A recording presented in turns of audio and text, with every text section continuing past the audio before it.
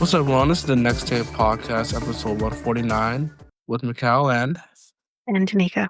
where we have conversations on different topics. So today's episode, we'll be talking about uh prime ministers. So hmm which prime minister are we going to be talking about today, Tanika? So we have, I think I'm doing three that we'll focus on.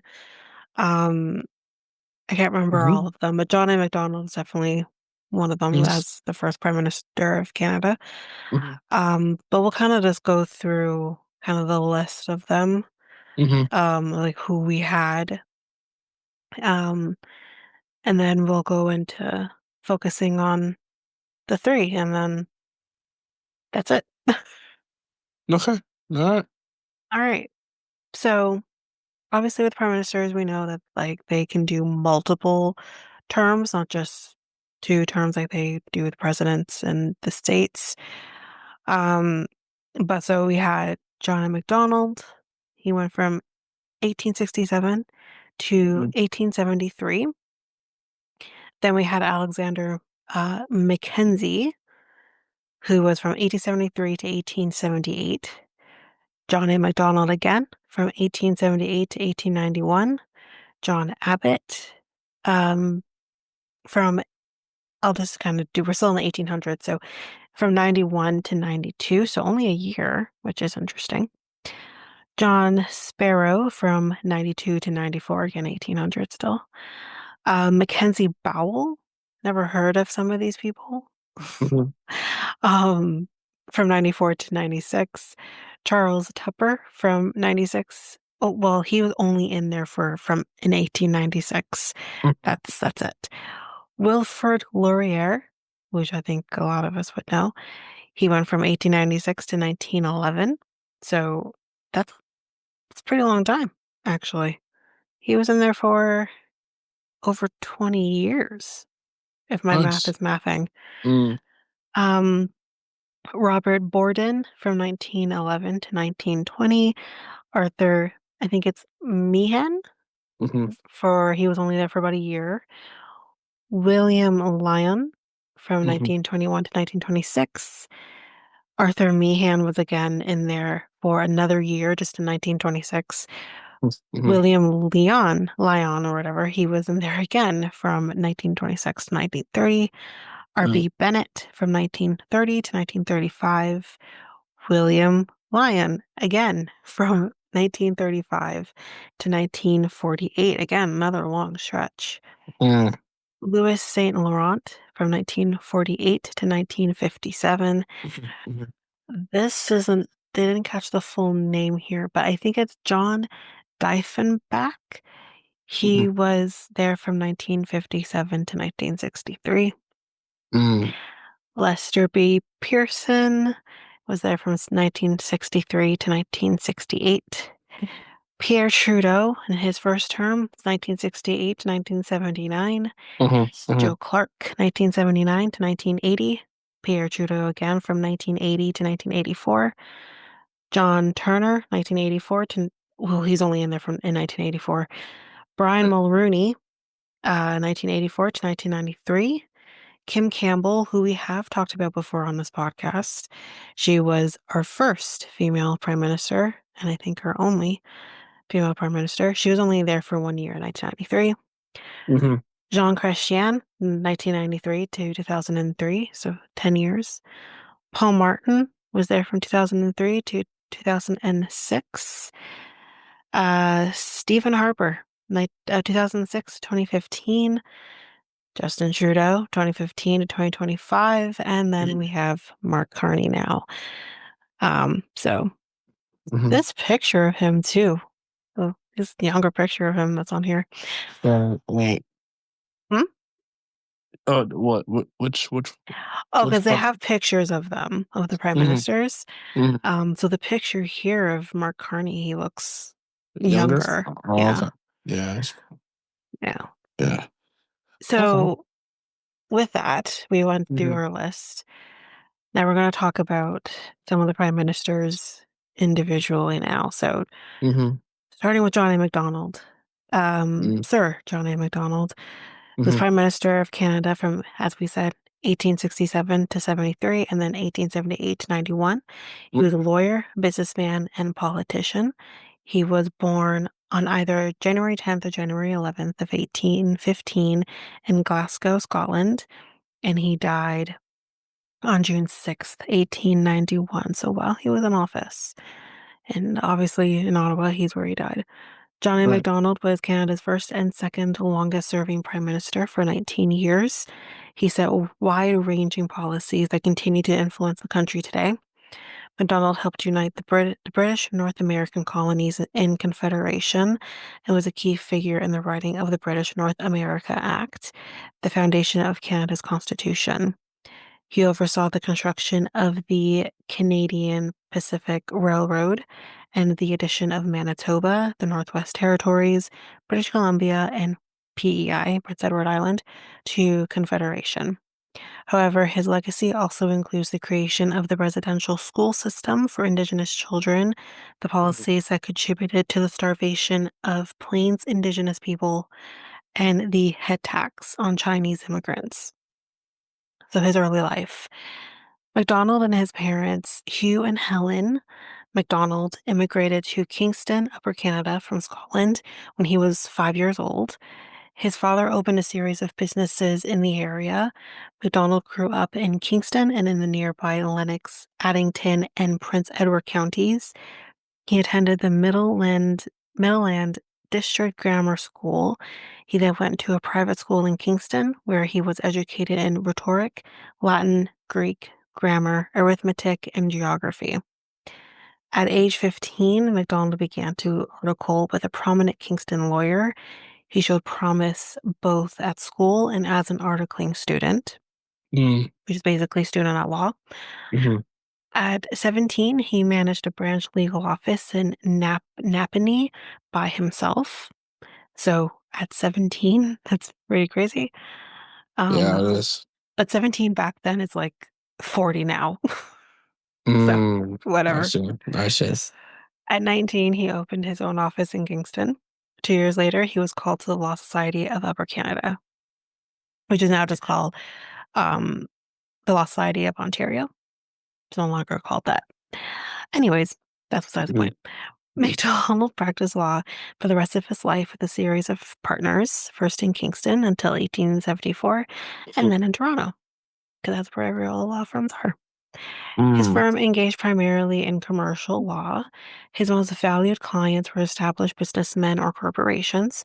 He was also personally involved in a variety of business concerns. He began to deal in real estate in the 1840s. He acquired land in many parts of the province, including commercial rental property in downtown Toronto. He was also appointed director of many companies, most of them in Kingston, for 25 years, including his years as prime minister. He was president of the St. Lawrence Warehouse, Dock and Wharfage Co., which was a firm in Quebec City. In 1887, he became the first president of the Manufacturers Life Insurance Co. of Toronto. Mhm. Um, I think I I think I just just. messed that part. Okay, that's fine. Um, McDonald entered politics at the municipal level. So obviously the town or the city you're in. He served as alderman in Kingston from 1843 to 1846. He took an increasingly active part in conservative politics. In 1844, at age 29, he was elected to the Legislative Assembly of the Province of Canada.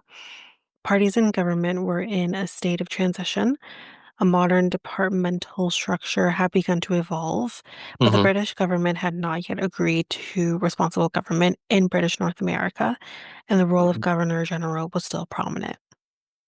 In 1847, MacDonald was appointed to cabinet as Receiver General in the administration of W.H. Draper.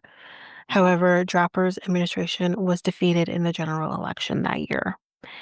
MacDonald remained in opposition until the election of 1854. He was involved in the creation of a new political alliance, the Liberal Conservative Party. This new party brought together the Conservatives with an already existing alliance between Upper Canadian reformers and the French Canadian majority bloc, the Parti Bleu. Back in office, MacDonald assumed the prestigious post of Attorney General of Canada West, formerly Upper Canada. When Conservative leader Sir Allan MacNab retired in 1856, an event MacDonald helped engineer, MacDonald succeeded him as joint premier of the province of Canada, first with Etienne Pascal Taché, then with Georges Etienne Cartier in 1857 to 62. During the years 1854 to 64, MacDonald faced growing opposition in Canada West to the political union with Canada East, so that's Lower Canada. In 1841, the province of Canada has been created, uniting the two colonies under one parliament.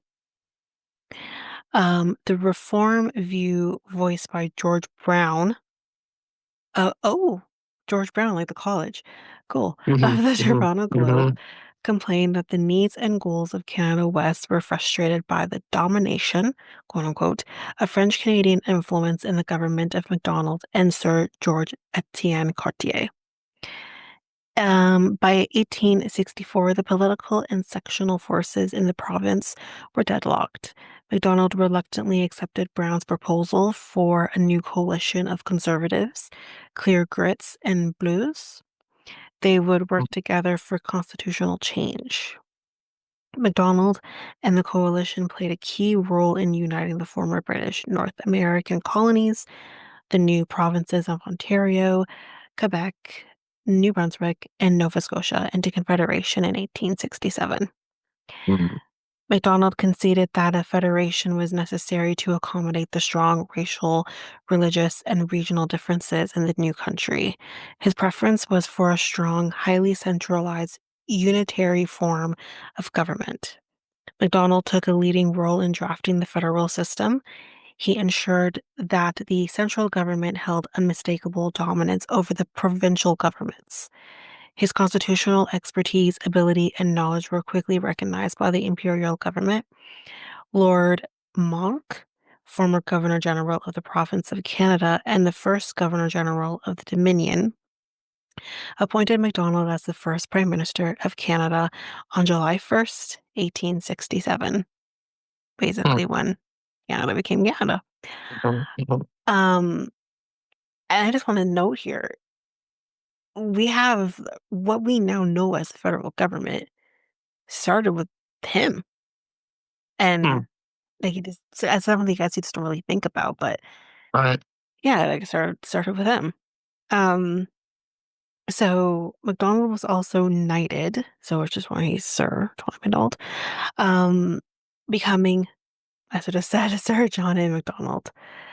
During MacDonald's first administration from 1867 to 73, the new country expanded dramatically. The original four provinces of Confederation were joined by Manitoba in 1870, the Northwest Territories in 1870, present-day Alberta and Saskatchewan. Okay, so the Northwest Territories are not like what we think of the Northwest Territories. They were actually considered Alberta and Saskatchewan. So what we now know as as Saskatchewan and Alberta was actually Northwest Territories back then. Right. Interesting. So British Columbia in 1871 and PEI in 1873. The colonial, there we go, railway between Quebec City and Halifax was begun. Plans were also made for a transcontinental railway to the Pacific coast.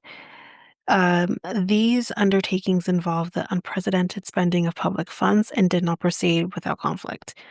Manitoba entered the Union following an armed resistance by Louis Riel and the Métis against the takeover of the area by MacDonald's government. So, yikes. As a result, Manitoba was granted provincial status much sooner than had been intended. It also mandated a system of separate schools and the equality of the French and English languages. McDonald's involvement in the negotiations for a contract to build the Canadian Pacific Railway to British Columbia formed the heart of the Pacific scandal. MacDonald and senior members of his conservative cabinet accepted large campaign contributions for the 1872 election from shipping magnate Sir Hugh Allan. In exchange, Allan received the contract to build the CPR, which is the Canadian Pacific Railway. MacDonald claimed, um, hold on, trying to find my spot here.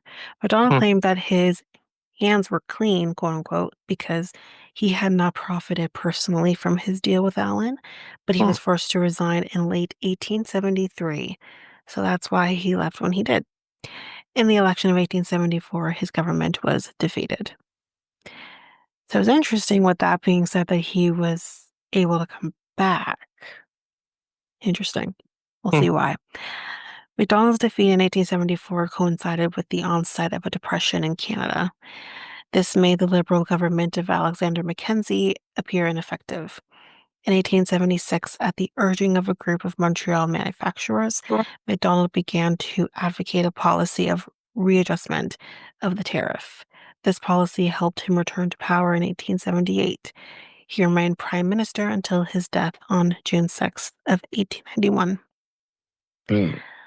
Um, the promised changes in tariff policy were introduced in 1879. They are frequently revised in close collaboration with leading manufacturers. This formed the basis for McDonald's national policy. It was a system that protected Canadian manufacturing by imposing high tariffs on foreign imports, especially from the United States. Hmm. I should have done a trigger warning. The national policy appealed to Canadian nationalists and anti-American sentiments. It became a permanent feature of Canadian economic and political life. However, the economy continued to suffer slow growth, and the effects of the policy were uneven. The last stage of MacDonald's public career was filled with controversies and crises. The Northwest's resistance occurred when MacDonald was Superintendent General of Indian Affairs. The Hmm. subsequent execution of Louis Riel in 1885 greatly increased animosity between French-speaking and English-speaking Canadians, which I feel like that has never changed, honestly. It also cost MacDonald political support in Quebec, where Riel was seen as a martyr to the forces of Anglo-Saxon imperialism. In addition, Ontario Premier Oliver Mowat launched a series of successful legal challenges to the powers of the federal government. As a result, the federal system became much less centralized than MacDonald had intended. So, for example, the federal power of disallowance. Sorry, hold on. Um, okay, never mind. I'm gonna take that part out. So in addition, Ontario Premier. Oh no, I said that already. Okay, hold on. Hmm. There we go. Hmm. Found my spot. Hmm. For example, It's sorry, all sorry, good. for example, the federal power of disallowance had been freely used during the early days of the Dominion. It enabled the federal cabinet to cancel provincial legislation, but it was virtually abandoned by the end of the 19th century due to provincial opposition. As both the Prime Minister and Superintendent General of Indian Affairs, MacDonald was responsible for the federal government's policies toward Indigenous peoples. This included the implementation of residential schools as a federal program in 1883, as well as increasingly repressive measures against Indigenous peoples in the West. MacDonald's government intended to assimilate Indigenous peoples into Canadian society. It tried to do so with the passage of the British North American Act, now called the Constitution Act of 1867, and the Indian Act in 1876. MacDonald and his government established the residential school system as a federal program to be run in conjunction with the Catholic and Protestant churches.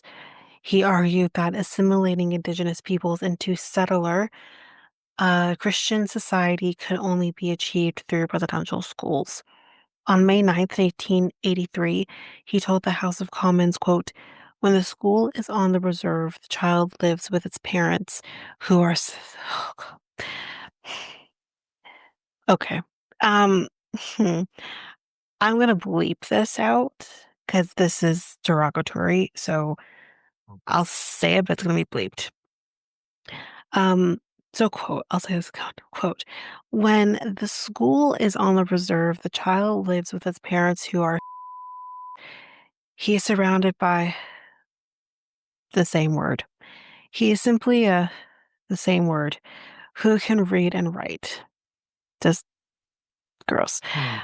MacDonald introduced other assimilist, I think, policies affecting Indigenous people, including the pass system, which controlled the movement of Indigenous people. Why? As well as the criminalization of powwows and potlatches. Let me say this again. Criminalization of powwows, and I don't know what potlatches are, but Mhm.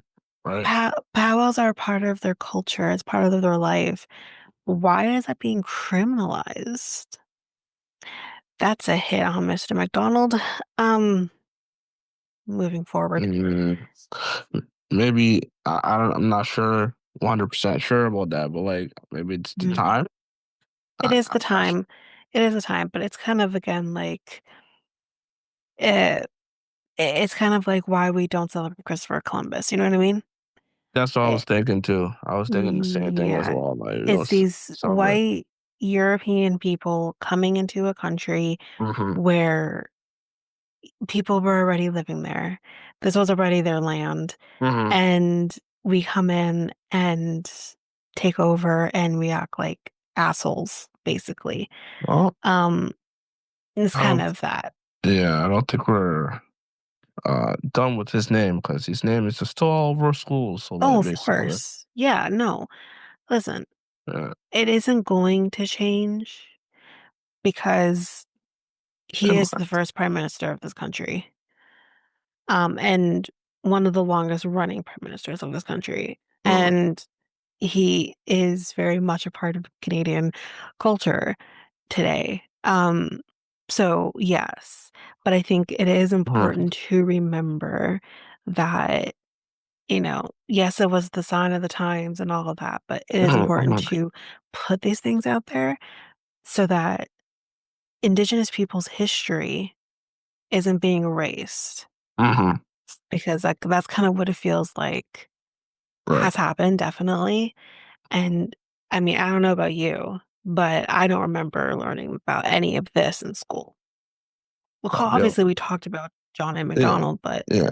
we didn't talk about the dark side of John A. MacDonald, that's for sure. And I think this is considered kind of the dark side of John A. I MacDonald. think I think they probably had a lot of his history. Um, Hmm. so But same that's the thing with like problem. I don't think they ever hit like you know Christopher Columbus history. It was like Oh, out there. no. It No, was out there, and he's still celebrated. So I think I think we're doing better with that now. yeah, yeah, yeah, Um, yeah, yeah. I do think. Well, technically, we don't. We Canadians, I don't think we celebrate we Christopher we Columbus. we don't, but it makes me sad to kind of, I mean, we don't Christopher Columbus, I think, pretty sure he is also quote unquote credited for finding our country as well. So it's not just the States, it's he did quote unquote find our country, but it's to we don't have like a day where we celebrate him, right? So like our Canadian Thanksgiving this year, I don't know if it happens every year, but this year um happened to fall on Christopher Columbus Day. Hmm. And in the States, that is considered a holiday. I don't know Mm. if it necessarily I don't know if it's like a statutory holiday or what, but I think it is, but I could be wrong. And I'm like, so wait, so we're still calling it Columbus Day? We're still calling it that? Because I think we are very much aware of the fact that this guy didn't find anything. It was already there and it was founded, quote unquote, by people who already lived there. And the atrocities that happened in order for these people to take over our land American Mhm. land, like, you know what I mean?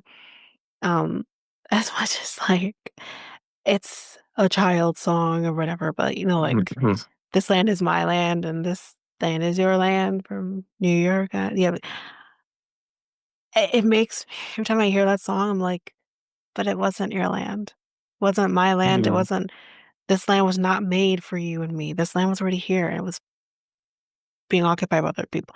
I mean, we can get into the whole thing when it comes to that, but um, with this country, it's kind of sad to see that something that is a part of indigenous culture was seen as criminal, and that's what our prime minister did. Our first prime minister, Mhm. Mhm. he made that Mhm. illegal Yeah. to be them, and Hmm. that's horrible. Yeah. Like I said, But yeah, it was the time, and people yeah, I know, but I looked hate at even saying it was the yeah, time because that's wrong. yeah. They looked at indigenous people that It's like being they were evil. racist. Yeah. Yeah, So it's being racist because that's the thing. yeah. We can sit here and say yeah, it was the time, but Mhm. then we can have that same energy and say, well, the atrocities that happened towards Black people, are we going to say that was the time? Sure, maybe we can, but at the end of the Mhm. day, we as Black people have issue with the way we were treated with slavery and, you know, Depiction. segregation, separate bathrooms. W Yes, it was the time, but it never should have happened. Mhm. So, we have to have the same energy with Mhm. other cultures as well. Yes, maybe it was the time, but that doesn't mean it was Yeah, I agree, right? 100%. So, But let's get mm, back to this. Let's finish up McDonald. So, mhm, mhm, McDonald also tried to extend the federal vote to all Indigenous males. If that's something. mhm, So mhm, long as they met the same conditions as other British subjects. So, under his proposal, they would not have to give up Indian status to vote, as was the case under previous legislation. MacDonald's proposal was controversial, and the final Electoral Franchise Act of 1885 was a compromise. So the act extended the vote to Indigenous men who lived on reserves if they owned land and had made at least $150 worth of improvements to their property. What that has to do with their right to vote is beyond me, but anyways. mhm, mhm, However, it excluded all Indigenous men in the West, likely in reaction to the Northwest resistance of 1885. In mm, 1898, the legislation was repealed and many Indigenous men were again disqualified. mm, So again, like these are things I didn't know. I didn't know that. First of all, women were not allowed to vote. We talked about the timeline for women and when we were able to vote. It wasn't until like the 1900s, but like that's bad enough. But then take into account, like we'll talk about women here for a minute. Take into account men, Indigenous men were not even allowed to vote. So mm, then take that into like whenever Indigenous men were allowed to vote, which I'm sure obviously probably did happen, when, like, if that never happened, or it took a long time for that to happen, when does Indigenous women have the right to vote? You know what I right, mean? Just that thought. And it's just like, why, again, people who lived here before us couldn't even have the right to vote? mm, That's insane to me. mhm, mhm, While MacDonald proposed extending the right to vote to all Indigenous males, he also passed the legislation to exclude those of Chinese origin from voting. This is getting worse. In the 1880s, around 15,000 Chinese laborers helped build the Canadian Pacific Railway. Let me repeat, Chinese people helped build this Canadian Pacific Railway that mhm, he wanted. Okay. mhm, mhm, Working in harsh conditions for little pay, they suffered greatly. Historians estimate that at least 600 died. Their employment had caused controversy, particularly in British Columbia, Politicians there worried about the potential economic and cultural impact of the influx of Chinese workers. Don't know why that's the problem, but anyways, McDonald, however, defended their employment in constructing the railway, saying, quote, "It is simply a question of alternatives. Either you must have this labor or you can't have the railway." Hmm. Okay, but as the project neared completion, McDonald and the federal government excluded persons of Mongolian or Chinese race from voting. So the people that just helped build your stupid railway, you're gonna tell them they're not allowed to vote? Mhm. I hate this guy. I Hmm. actually don't like him. I forgot I didn't like him and I forgot why. I thought because it was he was an alcoholic. Forget that. That's the least of my concerns. Anyway, this was done on the grounds that they had no British instincts or British feelings or aspirations. What does Hmm. that have to do with what does that have to do with the price of tea in China? Yes, sir. Anyways, that same year, McDonald's government passed the Chinese Immigration Act in 1885. It required that anyone of Chinese origin pay a head tax of $50 to enter the country. Hmm. McDonald's policies and his personal views of Chinese immigration have been widely debated. Some have accused him of racism, discrimination, and white supremacy. Yeah, I think all of that applies. During a debate in the House of Commons on May 4th, 1885, McDonald said, quote, "The air," oh my God. Trigger warning, quote, "The Aryan races will not wholesomely amalgate with the Africans and as Asiatics, I think Asians. It is not to be desired that they should come, that we should have a mongrel race, that Hmm. the Aryan character of the future of British America should be destroyed by a cross or crosses of that kind." Okay, so racist, number one. Number two, Aryan race. Sir, what we know as the quote unquote Aryan race, he does not match. It's always the ones who spew Aryan race look nothing like that. I'm If you don't know what John A. McDonald looks like, Google him. He doesn't look Mhm. like that. Mhm. However, others have argued that MacDonald was progressive by Victorian standards. Okay. Richard, I think it's Gein, has noted that MacDonald was criticized in his day for being too moderate. The United States, in comparison, had banned all Chinese immigration in 1882. Okay. And the Canadian government, under Liberal leader Sir Wilfrid Laurier, soon increased the Chinese head tax to $500 in 1903. I would love to know what that is for inflation today. That's insane.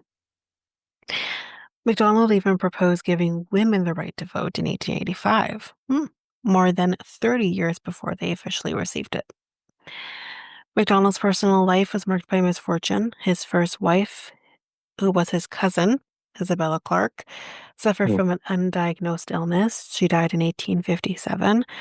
Their first son, John Alexander, died at the age of 13 months, probably because of the being born to cousins. But anyways, a second son, Hugh John, born in 1850, survived. In 1867, MacDonald married Susan Agnes Bernard. She gave birth in 1869 to a daughter, Mary. Mary was born with I think it's cephalus, which was excess fluid in the brain, and she never walked. She was never institutionalized and lived until 1933. She and her father were reportedly very close. Some of MacDonald's political problems stemmed from his heavy alcohol consumption.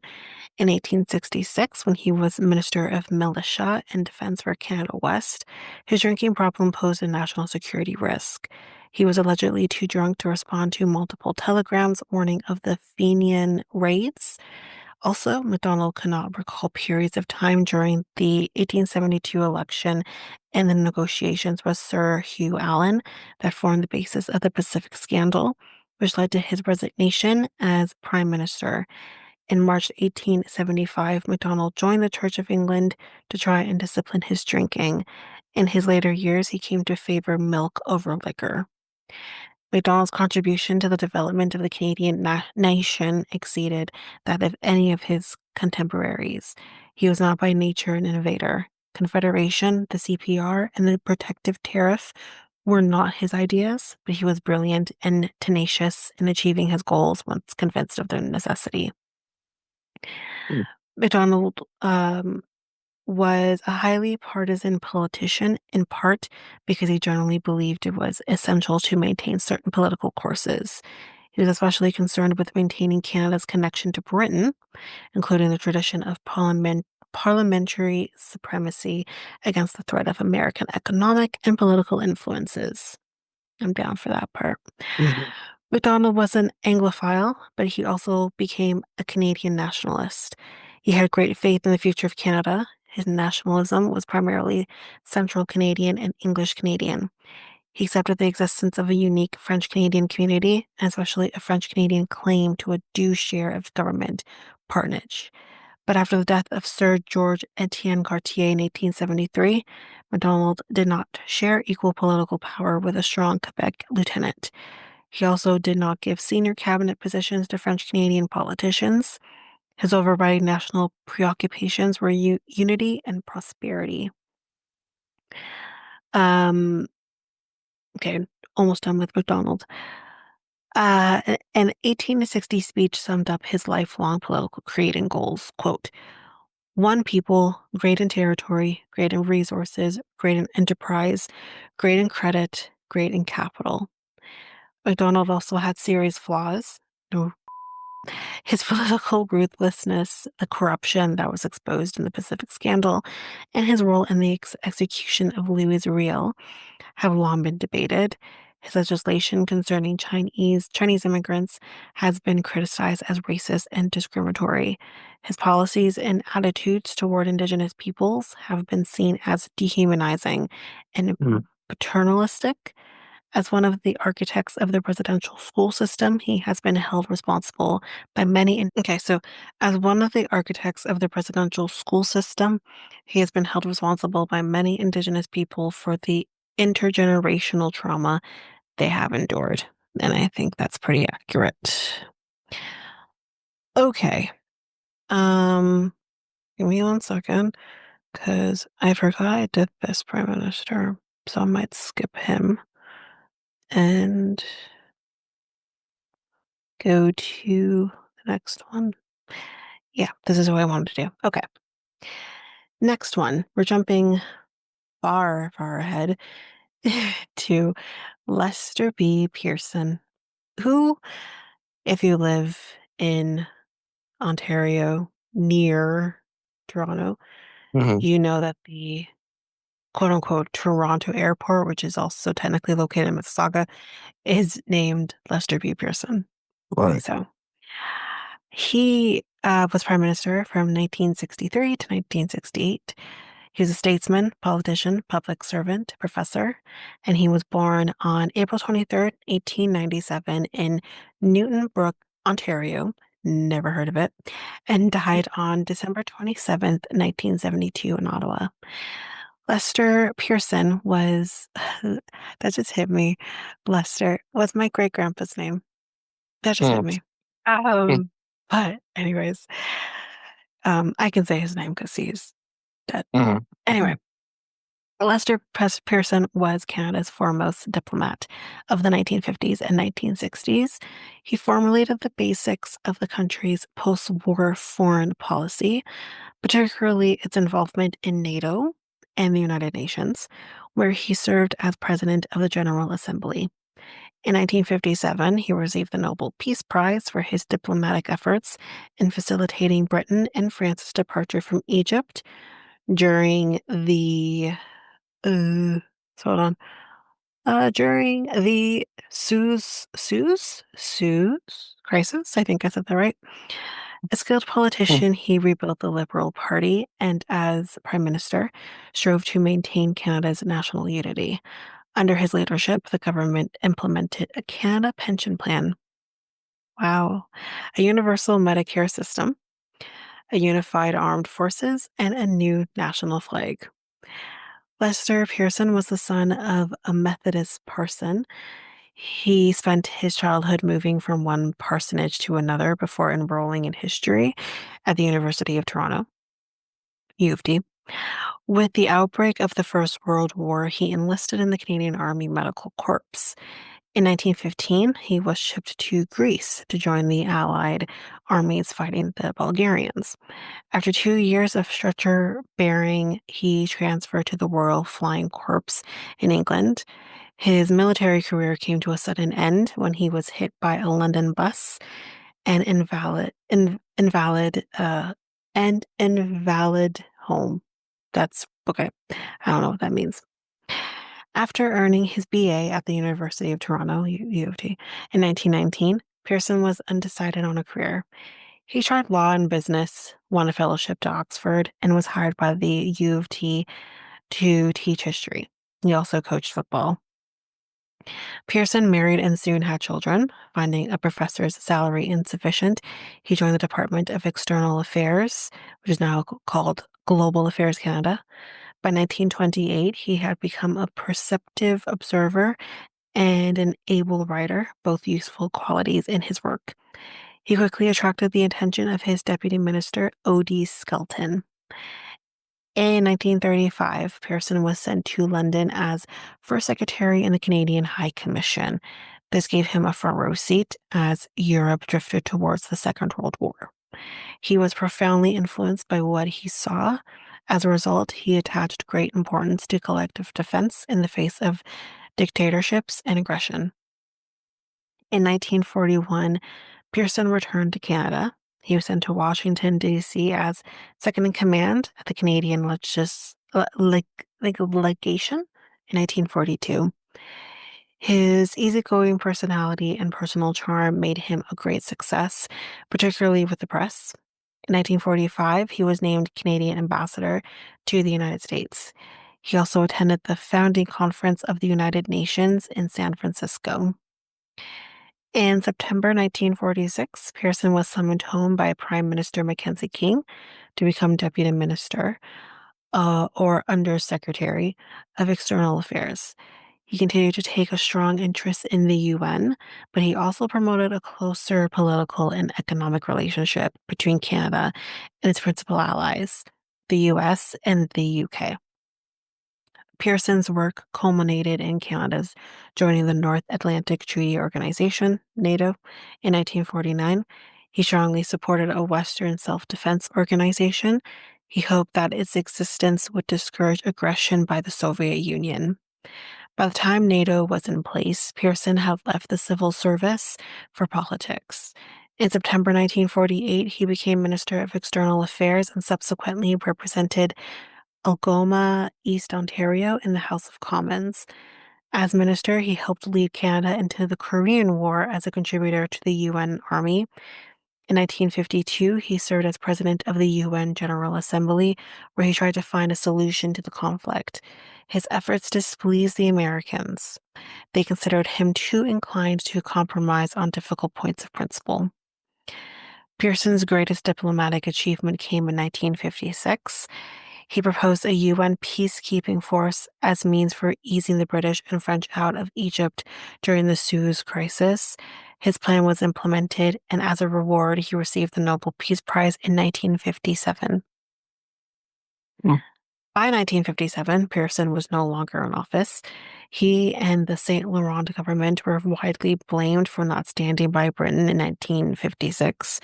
The Liberals were defeated by Saint Laurent, and Saint Laurent resigned as leader. At a convention in January of 1958, Pearson defeated Paul Martin Sr. to become party leader. The Liberals faced a conservative minority government under John Diefenbaker,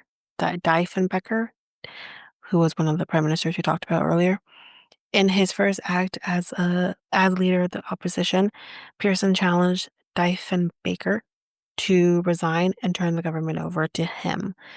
Diefenbaker ridiculed the idea. In the subsequent general election, the Liberals were reduced to 49 of the 265 seats in the House of Commons. Pearson began the slow task of rebuilding the party with the assistance of parliamentary debaters such as Paul Martin and J.W. Pickersgill, as well as party workers such as Walter Gordon, Mitchell Sharp, and Maurice Lamontagne. That's French. Pearson reestablished the Liberals as a national party. In the 1962 general election, Pearson raised the party's total to 100 seats. In 1963, the Diefenbaker government collapsed over the issue of nuclear weapons. In the election that February, the Liberals won 128 seats to form a minority government. Pearson took office on April 22nd, 1963. His government was expected to be more businesslike than Diefenbaker's, but it proved instead to be accident-prone and effectively aborted its first budget. Much of Parliament's time was spent in bitter partisan and personal wrangling, culminating in the Great Flag Debate in 1964. Historian Rick Archbold described that prolonged, heated debate as, quote, among the ugliest in the House of Commons history over flag. But okay. In 1965, Pearson called a general election, but again, failed to secure a majority. In the next year, the Munsinger scandal erupted with even more partisan bitterness. The year 1965 marked a dividing line in Pearson's administration. Finance Minister Walter Gordon departed, and Jean Marchand and Pierre Trudeau from Quebec became prominent in the cabinet. Pearson had attempted in his first term to consolidate Quebec and the other provinces with cooperative federalism and bilingualism and biculturalism.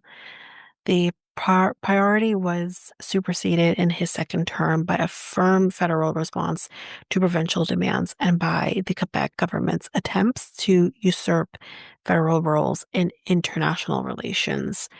When, during his centennial visit, French President Charles de Gaulle uttered the separatist slogan, French, Vive le Québec libre, to a crowd in Montreal, which what's the translation? Pearson issued an official rebuke. Um, we didn't get it. Sorry, there's no translation. I don't know what that means. But anyways, um, de Gaulle promptly went home. In December 1967, Pearson announced his intention to retire. In April 1968, a Liberal convention picked Pierre Trudeau as his successor. For all its superficial chaos, the Pearson government left behind a notable legacy of legislation: a Canada pension plan, a universal Medicare system, a unified armed forces, and a new national flag. However, its approach to the problem of Canada's economically disadvantaged regions were less successful. His government's legacy, which included the Glace Bay heavy water plant, was decidedly mixed. Not all of these initiatives proved fruitful, and some were costly, but they represented the high point of the Canadian welfare state that generations of social thinkers had dreamed about. In retirement, Pearson worked on his memoirs and a study of international aid for the World Bank. So that's Pearson. It's interesting that he didn't seem to do that great of a job in comparison. And he has a whole airport named after him. Like, I find that very, very interesting. Mhm. But um, I mean, he does still do some good, but it's just I remember reading this when I was doing the notes, and I'm just like, so why does he have a whole airport named after him? Because it sounds Huh. like he like didn't do so good.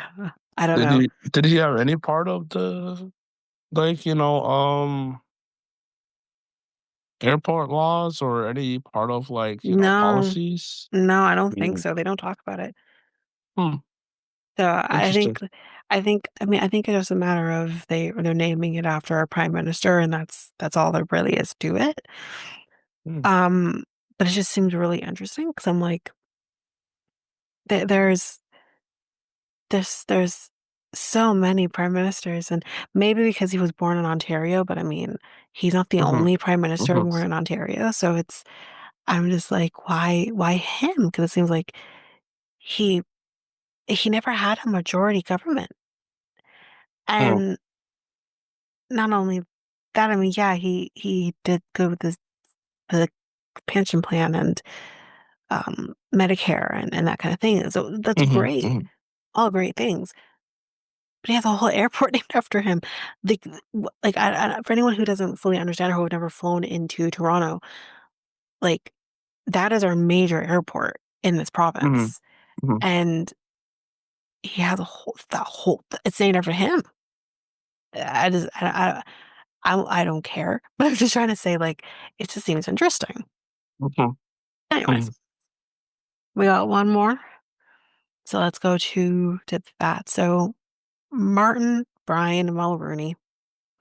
So his name is actually Martin, not Brian. But anyways, his middle name is Brian. Mulrooney, who was a lawyer, he was a businessman, politician, and Prime Minister of Canada from 1984 to 93. He was born on March 20th, 1939, in Bay-Comier, Quebec. And he died on February 29th, 2024, in Palm Beach, Florida. One of mm, Canada's most consequential prime ministers, former Progressive Conservative Party leader Brian Mulroney, helped his party win the most seats ever, 211. That's a lot. In the 1984 federal election, he signed a landmark free trade deal with the United States and Mexico and oversaw passage of the initially deeply unpopular goods and services tax. Thanks, Brian. Then we did not ask for it. Um, but it's fine. He also spent much political um, capital trying unsuccessfully to reach an agreement that would see Quebec sign the Constitution. mhm, The Canadian Press Newsmaker of the Year in 1983, 1984, and 1991, Mulroney took a strong stance against apartheid and made great strides in protecting the environment. But mhm, his historically low popularity led to an unprecedented defeat in 1993. By the time of his death, his measures, once labeled controversial, were largely seen by leaders of all parties as essential to Canada's progress, domestically and on the world stage. So Brian Mulroney was born and raised, as I just said, in Bay-Comier in Quebec. He was the third of six children and the oldest son of Irish immigrant parents Benedict and Mary Irene Mulroney. His father, an electrician at the local paper mill, was anxious that his children escape their small town. Mulrooney was sent to the private St. Thomas High School in Chatham, New Brunswick. He then attended St. Francis Xavier University in Antigonish, Nova Scotia. He mm, studied political science and joined the campus Conservative Club. He was also prime minister in the combined Atlantic Universities Parliament. Smooth beyond his years, fluently bilingual and gregarious, Mulroney worked for John Diefenbaker's successful leadership campaign in 1956 before graduating in 1959. He became close with Diefenbaker and advised him on youth issues in Quebec. Mulroney then spent a year studying law at Dalhousie University in Halifax, where he worked for Nova Scotia Premier Robert Stanfield's 1960 re-election campaign. Mulroney then returned to Quebec. He earned a law degree from Université Laval in 1964. Brian Mulroney joined a major Montreal law firm, Ogilvy Renault, which is now known as Norton Rose Fulbright. They're I don't know if they're global, but they're definitely across Canada because there's a location here in Toronto. mm, Um, so he went there after law school, so that's pretty cool. He soon specialized in labor negotiations for businesses such as Iron Ore Company of Canada and Power Corporation of Canada. After his father died in 1865, Mulroney took on heavy family responsibilities. In 1974 to 75, Mulroney won public attention as an articulate and hard-hitting member of the Cliche Commission. It looked into violence and corruption in the construction industry in Quebec. By now, he was the leading conservative organizer and fundraiser in the province. Despite never having run for political office, he was a strong candidate for the leadership of the Federal Party in 1976. Um, he was defeated on the third ballot. Mulroney became vice president of Iron Ore Company in 1976. As president, which he was from 1977 to 83, he emphasized labor relations. At the end of his term, he closed the company's operation in, I think it's Shefferville, Quebec, without serious political fallout. Mulroney again ran for the progressive conservative leadership in 1983. It was a low-key effort due to charges that his 1976 campaign had been too slick and showy. He beat former Prime Minister Joe Clark by 259 votes on the fourth ballot. Um, which was 1,584 votes to 1,325. So he got the 1584. Mulroney was elected Member of Parliament (MP) for the safe Conservative riding on Central Nova Scotia in Nova Scotia in 1983. As leader of the opposition, he proved a skillful manager. He focused on healing party wounds and building a solid electoral machine. Moderate and conciliatory by nature, he called for a stronger private sector and less government intervention in the economy. He also sought minority French language rights and closer Canadian American and federal provincial relations. In the general election of 1984, Mulroney ran an almost flawless campaign against Prime Minister John Turner's Liberals. His criticism of Turner's part, part, patronage, there we go, appointments for loyalists of former Prime Minister Pierre Trudeau, saying, quote, "You had an option, sir," is regarded as one of the most decisive blows ever in a federal leaders' debate. Mulroney Mhm. won his home riding of Manicouagan, while the PCs won 211 seats overall, the most in Canadian history. Mulroney had always emphasized the importance of Quebec to the Conservatives, and in the election made the risky decision to switch ridings to run in the one that included his Quebec hometown of Bay-Comier. His pledge to bring Quebec into the Constitution with honor and enthusiasm persuaded many Quebec nationalists to support the PCs. The party won 58 seats Huh. um, in the province, including his own, compared to only one in 1980. It was the breakthrough that Mulroney had promised. He was sworn in as Canada's 18th Prime Minister on September 17th, 1984. The first 2 years of Mulroney's government were often marked by indecision and scandals in his cabinet. However, his natural talent for building relationships was evident early on. He and U.S. President Ronald Reagan became steadfast friends after Mulroney serenaded Reagan with "When Irish Eyes Are Smiling" during his visit to Quebec City on March 17th, 1985. We'll be talking a little bit more about Reagan in a future episode. Not Reagan Uh-huh. himself, Uh-huh. but you'll understand when we get there. Uh-huh. Uh-huh.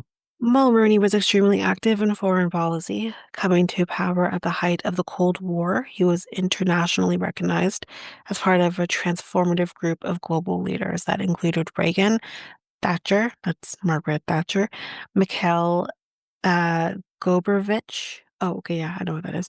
George H.W. Bush, Francois Mitterrand, and Helmut Kohl. In contrast to Reagan and British Prime Minister Margaret Thatcher, Mulroney took a strong stand against apartheid in South Africa. He backed Commonwealth sanctions against South Africa with a stirring speech at the United Nations in 1986. He is often credited with helping to end apartheid and to free Nelson Mandela. Yeah, that's how it should Uh-huh. be. Shortly after Mandela was released from a South African prison in 1990, the anti-apartheid activists publicly thanked Canada for its support. By the spring of 1987, Mulroney had launched the two main initiatives that would mark his first term: the negotiation of the Meech Lake Accord and the conclusion of a free trade agreement with the United States. The FTA, that's the Free Trade Agreement, was signed in October 1987, largely due to Mulroney's determination to get the deal done. With the deadline to sign the agreement about to expire, Mulroney called Reagan and asked him why the U.S. could sign an arms treaty with its biggest enemy, the USSR, but not a trade deal with its closest ally. The deal was signed within the hour. The FTA became the central issue in the bitterly contested 1988 federal election. The Conservatives overcame a resurgent Liberal Party around whom opposition to the FTA had coalesced, or coalesced, whatever. Mulroney became the first Canadian Prime Minister in more than 30 years to win back-to-back majority governments. After Brian Mulroney won a second term, his signature policy, the Meech Lake Accord, slowly unraveled. Its collapse in June 1990 was at least partly due to Mulroney's widely quoted roll of the dice in scheduling the last First Ministers' Conference so close to the deadline. As the CBC reported at the time, the perception that he gambled with the future of the country may have awakened what Tory pollsters know is a latent mistrust for Mulroney in public opinion.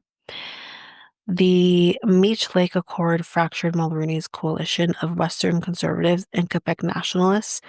The former presented the special status granted to Quebec as a distinct society and turned their attention to Preston Manning's nascent Reform Party. For the latter, the collapse of Meech Lake was as close to an apocalyptic event as can be imagined in peacetime. Lucien Bouchard, Mulroney's Quebec lieutenant and close friend since law school, defected from the PCs and formed the Blanc Québécois. The two men did not speak again until they quietly reconciled in the year before Mulroney's death. Mulroney's government reached a new low in popularity with the imposition of that pesky goods and services tax, GST. It went into effect on January 1st, 1991, but Mulroney was only able to pass the GST into law by using an obscure emergency clause in the Constitution to add 8 new senators. This gave the PCs the Senate majority needed to pass the bill.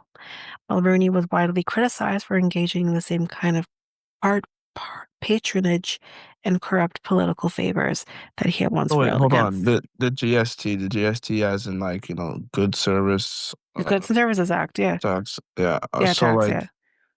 not the checks that we get on like monthly. No, well, quarterly actually. Well, She's we talking get about the that because we uh-huh. pay GST, Yeah, yeah. right? So So that's basically we get yeah, yeah. that tax back So he's the one. quarterly Oh, he's the because one that he's the one that started it. okay, So I we see. can thank him for it. Yeah, that's good. That's cool. It's good that we get the rebate, but we wouldn't even need the rebate if we weren't paying GST in the first place. Hmm. You know what I mean? Yeah, And again, like for people like me who makes too much, I don't get that. I don't get that GST. I make too much, but I'm still paying it. yeah. So, I get it. So so thanks, Brian. mhm. Moving on. Between 1997, uh, between 1991 and 1997, they flipped it. The Mulroney government introduced a series of tax reforms, privatized more than 20 crown corporations, and deregulated the transportation, telecommunications, financial services, and energy industries. Critics blamed the severity of the recession in the early 1990s on the FTA, which went into effect on January 1st, 1989. But the Conservatives continued their policy of open trade. They negotiated the North American Free Trade Agreement, which this time included Mexico. Mulroney also took strong measures to protect the environment, which I'm here for that. In 1991, he negotiated the Acid Rain Accord with the United States. This air quality agreement significantly reduced acid rain levels and sulfur dioxide emissions. While Prime Minister, he also passed the Environmental Protection Act in 1988 and created 8 new national parks. Having made national reconciliation his raison d'etre, Mulroney tried once more to gain Quebec's signature to the Constitution with the Charlottetown Accord in the fall of 1992. Mulroney managed to gain the support of all 10 provinces and could have legally enacted the amendment. But still, stinging from accusations that Meech Lake had been a backroom deal, he opted instead to put the accord to a binding national referendum. So on October 26, 1992, 54.3% of the country voted against it. In November 1992, Brian Mulroney's popularity was a mere 12%, the lowest of any prime minister in Canadian history. Oh. Even Trudeau, man. Even Justin, not Pierre. After much Oh. speculation, he announced his decision to leave politics in February of 1993. Was this his last term that he has allowed Yeah, this he had two race? terms. He had this is he had 2 terms, Uh-huh. and this was at the end of his second term. Let me tell you right now, this Mm-hmm. is sounding very similar to Justin Trudeau because I Mm-hmm. mean, I think he was a bit popular in his first term, but then in Mm-hmm. the second term, it's interesting because he said that he would resign in February of 1993. Mm-hmm. Pierre, Justin Trudeau resigned in February of this year. So it seems like, I don't know if that's just the month you pick. I don't know, but it seems really coincidental. But anyways, um, so he and close associates later insisted that it had always been his intention to step down after 2 terms. Mm-hmm. He had shown great skill in uniting the traditionally fractious PC party, mainly by building a coalition of Quebecois and Westerners. But Mulroney's constitutional failures, the economic problems brought on by the persistent recession, the lingering bitterness over that pesky GST, and his personal unpopularity had made his political future and that of his party look bleak. Mulroney turned over the office of Prime Minister to new PC leader Kim Campbell on June 25th, 1993. His conservative coalition disintegrated in the election on October 25th, 1993. The party won only 2 seats and lost its status as an official party in the House of Commons. Mm-hmm. Although Campbell was acknowledged as having run an error-ridden campaign, many also blamed Mulroney's failures and his personal unpopularity for the most unprecedented disaster in Canadian political history. Brian Mulroney was senior partner at the law firm, as I just mentioned, uh, Norton Rose Fulbright, which was formerly Ogilvy Reynolds, Mm-hmm. from Mm-hmm. 93 until his death in 2024. Listen, lawyers, they don't they don't retire until they're dead. Mm-hmm. It's that's how lawyers do things. He didn't know different. In 1998, Mulroney became chairman of Forbes Global Business and Finance, the English-speaking international edition of Forbes magazine. He also served as director on several corporate boards, including Barrick Gold, Blackstone, and Wyndham Worldwide. His autobiography, Memoirs, in 2007, was a national #1 bestseller. In 2014, he was named chairman of Quebecor Inc., which is a Montreal-based media company. He was also in demand internationally as a public speaker. In 2017, at the request of Prime Minister Justin Trudeau, Mulroney was Canada's envoy in talks for the revised North American Free Trade Deal, the Canada-United States-Mexico Agreement. Dedicated to the cause of higher education for youth, Mulroney was vice president of the board of directors of the, I think it's Hartio Alger Association of Canada. He also raised $125 million for the Brian Mulroney Institute of Government at St. Francis Xavier University. In 1993, Mulroney accepted at least $225,000 in cash payments via German-Canadian lobbyist Karl-Heinz Schreiber in exchange for the purchase of Airbus aircraft by Air Canada in 1988, when it was still a Crown corporation. News of the Airbus affair first surfaced in 1995. Mulroney sued the Canadian government for defamation and won an out-of-court settlement in 1997. However, in 2010, the Opulent Commission confirmed that Mulroney had, in fact, received three cash payments of at least $75,000 each, which is yikes. In 2020, it came to light that some of the funding Mulroney had raised for the Brian Mulroney Institute of Government had come from billionaires involved in international corruption and bribery scandals. Okay, I see. Yeah. So, this is a Hmm. quick look into his personal life, and then we'll be done. In Mhm. 1973, Brian Mulroney married 19-year-old Mila Pivnicki, who was a Serbian Canadian who immigrated to Canada with her family in 1958. How old was he? 1973, I think he was born in 39, older. Like, 39 years old at the no, time? so no, he was born in, I think, 1939, and Okay. this is 1973. So he would have been like, if my math is mathing, he would have been in like his mid 30s. So, Can you double check that for me? mid-30s. So I think you, I, 1939. I think so. Double check. Oh wait, here we go. Here we go. Oh no, no, no. Sorry, that's the children. Um, double check when he was born, and um, then do 1973 and take away whatever year he was born, and we'll know. I don't Um, yeah. So her family immigrated to Canada in 1958. 34 years old. 30. Yeah, that's what I was. Ooh, ooh. Listen, she was an adult, technically. Um, but I think like the biggest thing is that, especially with lawyers, and you're dealing with the fact this guy was in politics as well, they tend to take a long time to settle down and start families. Hmm. Um, but with a 19-year-old, yikes. But you know I what? We're mean, there was, we're just gonna what just year go was that? 19, 1973. 1970s, right? 73, yeah. We're just gonna The time. uh, So, we're gonna skirt past it.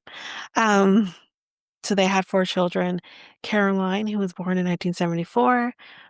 Ben, if you know, you know, he was born in 1976. Mark was born in 1979, and Nicholas was born in 1985. Carolyn Mulroney made an unsuccessful bid for the leadership of the Ontario Progressive Conservative Party in 2018. So his daughter. She was elected as the MPP for York Simcoe that year.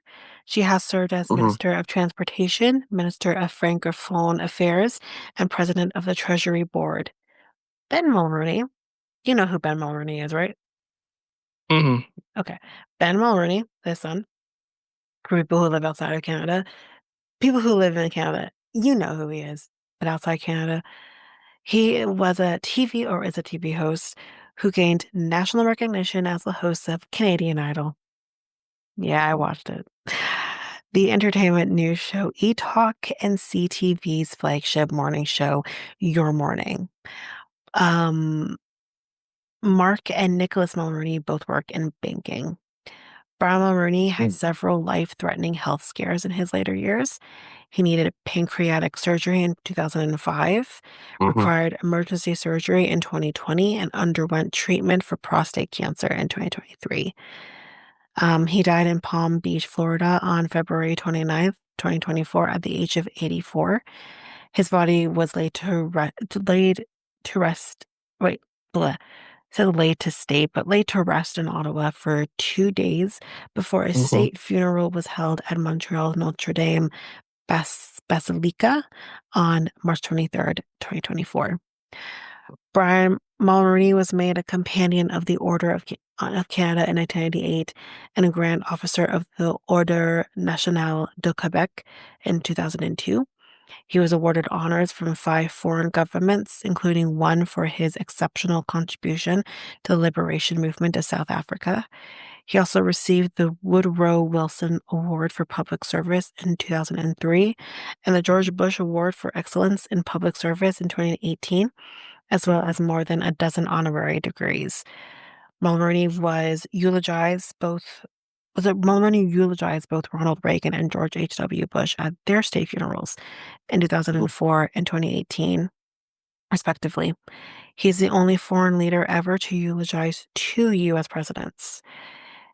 In 2021, Mulroney's alma mater, Université Laval, announced that it would name its new School of International Relations the Carrefour International Brian Mulroney. Canada Post 2025 stamp lineup includes a stamp featuring Brian Mulroney. The abject failure of the Meech Lake and Charlottetown Accords, combined with the vicious public opinion toward both GST and Brian Mulroney's corruption scandals, led to the cratering of his popularity and the disastrous 1993 election results. Mm. What else? Okay, I will just do this. This was good where you can't talk about that stuff. Mulroney's records on human rights and the environment are both strong. In 2006, he was voted the greenest prime minister in Canadian history by a panel of leading environmental groups, and the once reviled GST has since proved remarkably effective at providing financial stability to the federal government. Mhm. Good for them. As Mulroney once told TV Ontario, quote, "Every finance minister in Canada would be up a tree without it." In 2010, the Bank of Montreal, as Mulroney once said or told TV Ontario, quote, "Every finance minister in Canada would be up a tree without it." In 2010, the Bank of Montreal's deputy chief economist Douglas Porter called the introduction of the tax one of the better moves by federal governments in recent decades. Mulroney's close friend, businessman Paul Desmarais, had once told him to let your garden grow, meaning that over time, his initially unpopular accomplishments would not only be recognized but also saluted.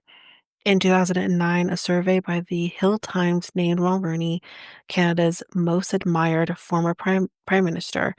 In 2019, the Toronto Star called him our greatest statesman, prime minister, a courageous, transformative leader who moved our country forward with purposeful conviction during uncertain times. Shortly after Mulroney died, a poll by the Ottawa-based Sparks Insights company reflected how popular his record of achievements had become. Mhm. Among other things, 83% of respondents felt he had done a good job. As Prime Minister, including more than 80% in every age group, at least 3/4 of supporters of every major political party, including the secessionist Bloc Québécois and the left-leaning New Democratic Party, expressed a positive feeling about his record. And in a turnaround from initial controversy, 85% now saw his negotiation of the Canada-US Free Trade Agreement in a positive light. So that is Brian Mulroney. Okay. All right. That's our last guy we're talking about. I mean, I think in the future we've kind of talked about it. Once we kind of give Mark Carney some time, Mhm. he probably will be one that we'll talk about in the future.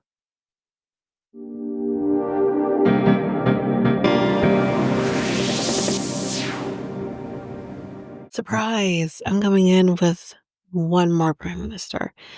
So we're going to go backwards. Go backwards to the try to pull up the notes here again. Going backwards again as we were kind of going forward back to the 1800s, I believe. And we're going to talk about Sir Wilfrid Laurier. who was a PC Prime Minister of Canada from 1896 to 1911. He was a politician, lawyer, and journalist. He was born on November 20th, 1841 in St. Lin, Canada East, and he died on February 17th, 1919 in Ottawa. Sir Wilfrid Laurier was the dominant political figure of his era. He was leader of the Liberal Party from 1887 to 1919 and Prime Minister of Canada from 1896 to 1911. A skillful and pragmatic politician with a charismatic personality, he unceasingly sought compromise. Above all, he was a fervent promoter of national unity at a time of radical change and worsening culture conflict. Laurier also promoted the development and expansion of the country. He encouraged immigration to Western Canada, supported the construction of transcontinental railways, and oversaw the addition of Alberta, Saskatchewan to Confederation. Wilfrid Laurier studied law at McGill University. While there, he established close ties with radical members of the Parti Rouge. This included one of his professors, Torizant Antoine Rudolphi Laflamme. Laurier also became vice president which was 1864 to 66, of the Institut Canadien, a literary society with Rouge links. After graduating from McGill in 1864, Laurier briefly practiced law in Montreal. In 1866, he went to live in L'Avenir and then in Arthabaska, Quebec, where he ran the newspaper. French, there's going to be a lot of French. Le Deferrichia. Like the Liberals of Canada East, which is now present-day Quebec, Laurier opposed Confederation. He argued that the federal government would have too much power, and that French Canadians would be overwhelmed. In 1871, the Catholic Church in Quebec, led by Bishop Bouget, was ferociously attacking the Rouges and liberalism. In response, Laurier became the Liberal member for Drummond Arthabaska in the Quebec legislature. Earlier, he had embraced radical liberalism, but now he became more moderate. He hoped this would be more acceptable to the Catholic clergy. Like many other liberals, Laurier also decided to accept Confederation as a fait accompli and to work within the new system. In 1874, he resigned his provincial seat and ran for election to the House of Commons. He held his seat in Ottawa uninterrupted for some 45 years. In October 1877, months after giving a vigorous speech in defense of liberalism, Laurier was appointed Minister of Inland Revenue in Alexander Mackenzie's cabinet. Laurier was the most prominent Liberal from his province. He became the recognized leader of the Quebec wing of the party. However, his party's defeats in the elections of 1878 and 1882 curbed his ambitions. He was re-elected in Quebec East, but he took less interest in political debate.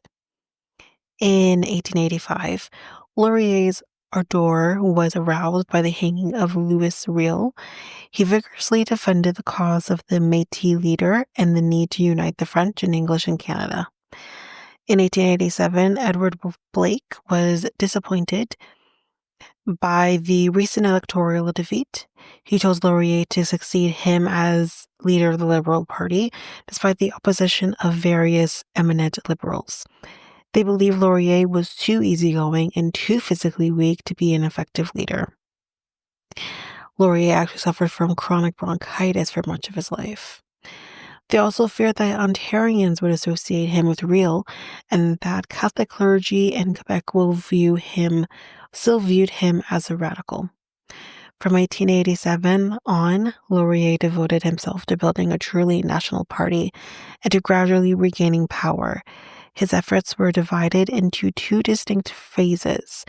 In the first and less successful, 1887 to 1991, he pursued the policy of unrestricted reciprocity with the United States. Announced in 1888, the program was rejected in the 1891 general election. Laurier was received as a continentalist,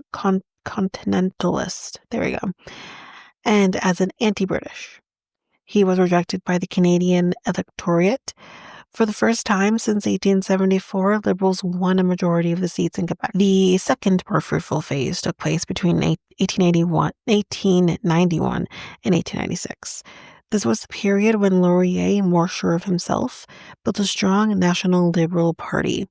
At the time, the Conservatives were mired in difficulties after the death of Sir John A. Macdonald, who we obviously talked about in the beginning. In 1893, Laurier organized an impressive political convention in Ottawa. There, the party approved a new program and the basis for a truly national structure. In 1896 election, the education rights of the Catholic minority in Manitoba became an important issue. In 1890, Manitoba Liberals had established a uniform school system in place of the separate school system enjoyed to that point. This prompted protests from the Catholic minority. Laurier avoided taking a definite stand, but French Canadians believed he would be more supportive of minority rights than the Conservatives. On June 23rd, 1896, Canadians chose Laurier over Conservative Charles Tupper to lead the country as Prime Minister, although I believe Tupper was one of our Prime Ministers, if I remember correctly from our list earlier. Contrary to the expectations of many French Canadians, Laurier did not champion the minority rights of Catholics in Manitoba.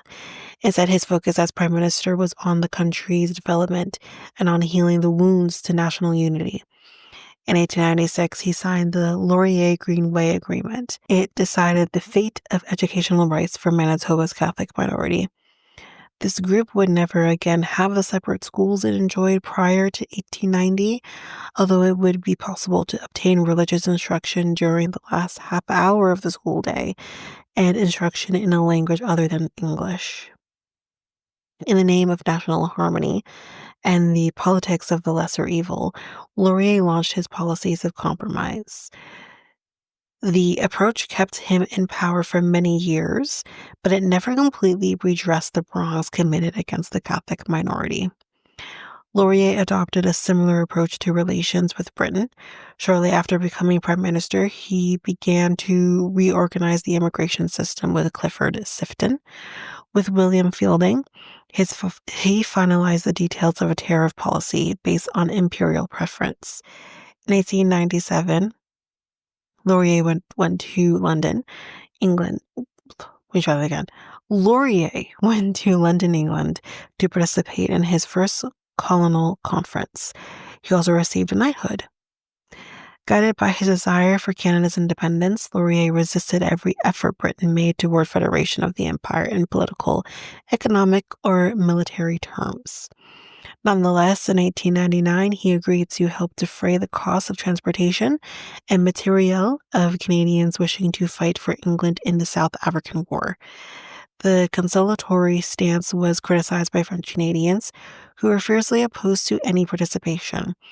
However, Laurier and his Liberals easily won the 1900 election. They were well supported by Quebec. It gave the Liberals 57 of its 65 seats. Laurier's personal popularity in Quebec likely played a key role in this result. After this victory at the polls, Laurier led his country forcefully. Within cabinet, he directed policy and did not hesitate to push aside dissenters. These included the powerful Israel Tart, who was forced to resign in 1902. That same year, Laurier also commanded attention outside the country. At the Colonial Conference in London, he again opposed all proposals to unify the empire. In 1903, shortly after the failure of the Alaska boundary discussions with the U.S., Laurier revealed the most important policy of his second term, the construction of a second transcontinental railway. The Grand Trunk Pacific Railway would build a section from Winnipeg westward. The federal government would undertake the construction of a line called the National Transcontinental from Moncton and Quebec City to Winnipeg.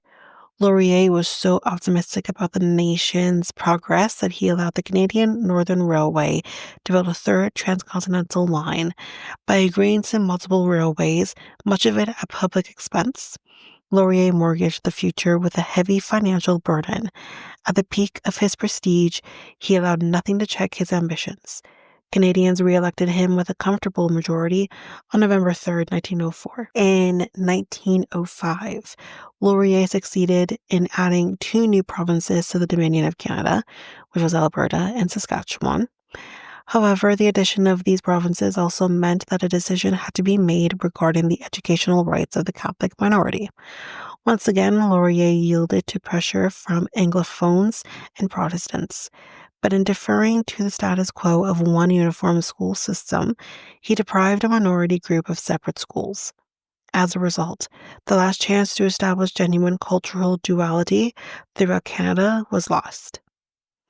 Offended by this retreat, French-Canadian nationalists bitterly criticized Laurier. His prestige in Quebec began to fade. This led to the progressive decline of the Laurier government. In the years that followed, Laurier mainly sought to counter accusations of corruption and patronage within his administration to rebuild his cabinet. In the 1908 general election, Canadians once again entrusted him with their destiny. His party's majority was somewhat reduced, but it was still quite strong in Quebec. After 1908, Laurier focused his attention primarily on two bills that ultimately led to his defeat. Laurier proved to be an energetic and vigilant leader of the opposition. He failed to adapt his liberalism as progressive liberals would have wished, but he kept his troops united until at least 1916. He also relentlessly attacked the Borden government's failure to address problems such as the rising cost of living. Tell me about it. Laurier achieved some success in rebuilding the Liberal Party. Prior to 1914, he fought mainly against the emergency contribution of $35 million offered to Great Britain to help strengthen its navy. He also opposed the financial assistance given to the Canadian Northern Railway. In 1916, he defended the rights of Franco-Ontarians to bilingual instruction in schools. This increased his popularity among French Canadians. Out of personal conviction, Laurier vigorously supported Canadian participation in the First World War. He ardently promoted voluntary enrollment and proposed a political truce. In 1915 to 1916, at age 75, he held several recruiting meetings. In 1917, the country was plunged into national crisis following the imposition of military conscription. Laurier again turned to compromise. To save Canada's threatened unity, he refused to support his measure, which was so repulsive to Quebec. Instead, he proposed a referendum and continued to voluntary enlistment. This time, however, his proposal was not supported by the majority of English Canadians. The formula collapsed in general bitterness. Laurier was opposed by English Canadians and idolized by French Canadians. He became a symbol of division within the country. His own party disintegrated when several eminent English Canadian liberals crossed the floor to join the Union government. Laurier refused to participate. In the general election of December 1917, he was overwhelmingly defeated by Borden's Unionist Party. The vote was divided along distinctly cultural lines. After the armistice was declared on November 11th, 1918, and the First World War came to an end, Laurier began his attempts to restructure his party and to rebuild Canadian unity. Unfortunately, before that could probably happen, he died on February 17th, 1919. Under Laurier's leadership, Canada successfully continued to industrialize and urbanize. It was strengthened by the addition of two provinces and 2 million inhabitants. A clever and eloquent politician, Laurier was a true legend in his time. He has been judged in a variety of ways. For some, he was a spiritual successor to Sir John A. Macdonald, who pursued and consolidated Confederation.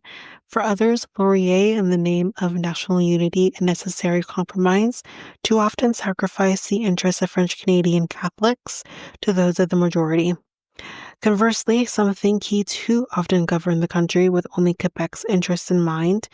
Support for each of these opinions can be found in Laurier's actions in Ottawa, but the last view is most open to argument. But that is Laurier, and that is that. So we're gonna go transition back into the outro.